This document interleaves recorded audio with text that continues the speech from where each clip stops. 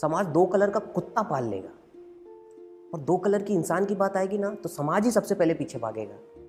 I would have these days where I would just sit alone and cry about it, and I would actually think like, why me? ऐसा लगता है कुछ चीज चिपक गई है जिसको मैं निकाल के ऐसे हटा दूं।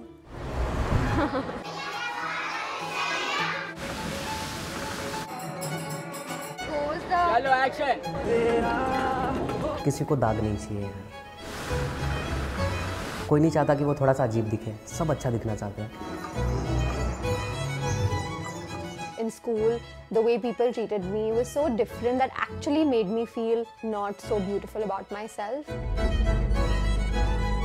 जब विटिलाइगो नहीं था उसके पहले भी मैं अपने फेस को देख के सोचती थी यार काश ये कलर थोड़ा और साफ होता।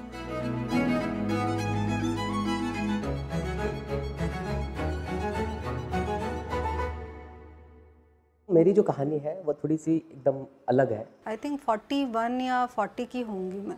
I was around 7 or 8 years old when I first got diagnosed with vitiligo.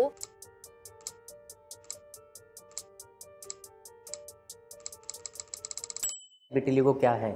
एक तरह का स्किन कंडीशन है जिसमें मेलानिन जो जिससे कलर बनते हैं ना स्किन पे आते हैं वो कम हो जाता है। So the part which is brown in color becomes white. It is not contagious. It is not life-threatening at all.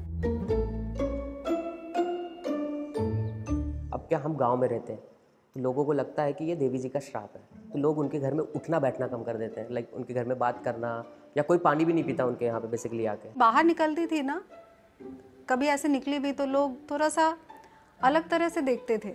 In school, people used to come and tell me you look like a Dalmatian dog, or someone wasn't ready to sit next to me in the exam because they said I have Sadela skin.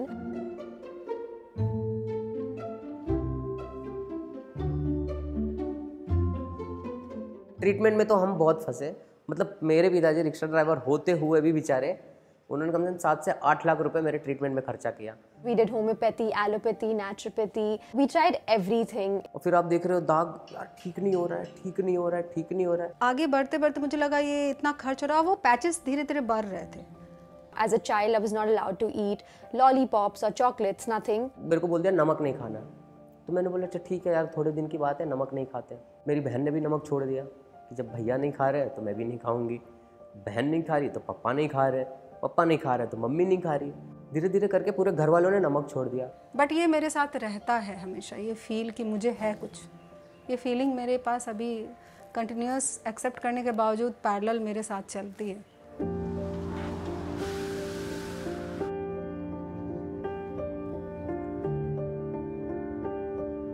मेरे साथ में ना मेरे colleagues लोग ना बैठ के खाना नहीं खाते थे। I was really young back then to honestly understand what had happened with me. मैं लिटरली ऐसे से घसता था कि चले जा करके। मन में कहीं कोने में ये ज़रूर ख्वाहिश आती है कि काश ये नहीं होता। Girls getting attention, girls wearing, you know, dresses and shorts.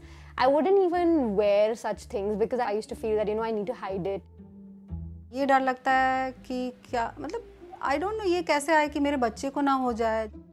और वो 2 साल 1.5 साल बोल सकते हैं जो एक हाई डिप्रेशन होता है ना, तो मेरा हाल वो हो गया था कि नहीं मुझे नहीं जीना यार। और यही सोच के मैं रेलवे पटरी पे आ गया था। एक पॉइंट पे ऐसा आया कि क्या हो रहा है ये, मतलब ये क्यों कर रही हूँ मैं। और मैं पटरी पे लिटरली लेटा हुआ, कोई तो मुझे बोल रहा था आकाश उठ जा उठ जा उठ जा उठ जा।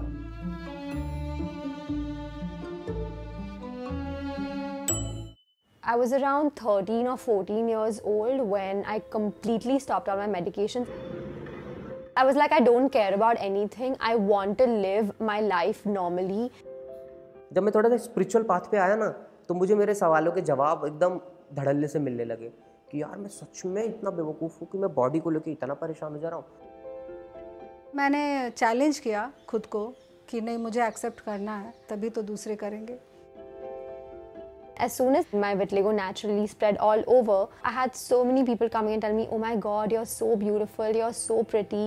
And I was just like, there are literally the same people back then in school who didn't even like look at me. बस मेरे मन में ऐसा आया कि कुछ अच्छा करते हैं, और फिर मैंने एक NGO स्टार्ट किया। स्कूल्स में जाना, कॉलेजेस में जाना, लोगों को इसके बारे में बताना। 2020, I made my Instagram profile public. I just started putting dances, this, that, everything. That's how my social media journey started. अब इसको नॉर्मल मान लिया है मैंने, तो इसको लेके बहुत अब अंदर बेचैनी इतनी ज़्यादा नहीं होती, थोड़ी बहुत होती है कभी, ये भी झूठ नहीं है. I don't think my battle with vitiligo has ended. I still get stared at. I still have people coming and telling me, oh, you're so white. इस दाग के वजह से मैं मरा था और इस दाग की वजह से मैं अब जी रहा हूँ.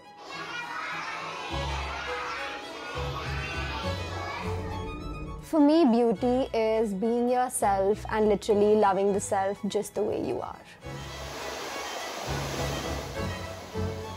लाइफ के जो भी चैलेंजेस आते, one of the vitiligo included, इसके साथ फाइट करते रहना ही मेरे लिए ब्यूटी है. मेरे लिए खूबसूरती यही है कि मैं मेरे बारे में कितना अच्छा सोचता हूँ. हमारा प्रॉब्लम यह है कि हमें लगता है कि कोई दूसरा आके मुझे अप्रिशिएट करे, कोई दूसरा आके मुझे खूबसूरत बोले. हम खुद को खूबसूरत बोलना भूल ही गए हैं.